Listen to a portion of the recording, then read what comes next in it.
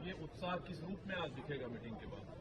मुझे लगता है ये बड़ी निर्णायक मीटिंग है और इसके पहले भी जो इंडिया गठबंधन की मीटिंग्स हुई हैं वो बड़ी जरूरी मीटिंग्स हुई हैं।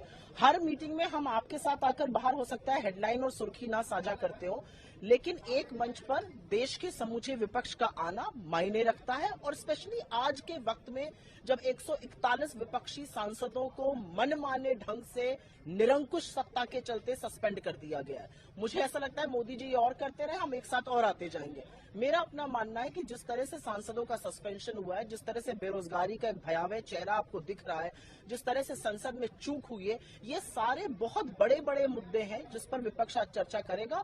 और एक ये भी सच है कि अब जिस तरह की हमने कमेटी अनाउंस करी है अलायंस मैनेजमेंट की और एलाइज से बात करने की, अब हम लोग उस फेज में एंटर कर रहे हैं जहां पर सीटों पर चर्चा शुरू हो रही है। थोड़ा सा जो कमेटी फॉर्म हुआ है इसमें गहलोत साहब खुद हैं, उस कमेटी का क्या कामकाज होगा? अब जैसा कि वो कहते हैं एलाइज से बातचीत करने का कामकाज होगा, उसमें 2 पूर्व मुख्यमंत्री हैं, उसमें सीडब्ल्यूसी के मेंबर्स हैं, उसमें कांग्रेस के जिम्मेदार लोग हैं और मुझे ऐसा लगता है कि ये एक संकेत है कि हम इसको कितना सीरियसली ले रहे हैं। आइडियोलॉजिकली अगर देखा जाए तो कांग्रेस पैन इंडिया लेवल पर अपना पॉलिटिकल फुटप्रिंट रखती है।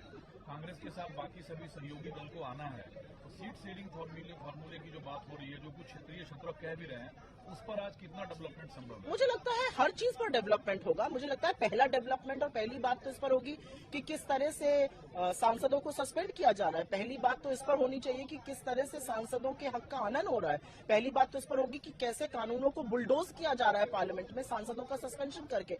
तो मुझे नहीं लगता कि उसमें जरा सी भी किसी के मन में संशय है या कोई सवाल है। मुझे ऐसा लगता है कि जिस तरह से लोकतंत्र की दिन दहाड़े हत्या की जाती है और लोग पूछते थे कि लोकतंत्र खतरे में, आप लोग क्यों कहते हैं, अब वो जवाब देख रहे हैं अपने आप होते हुए।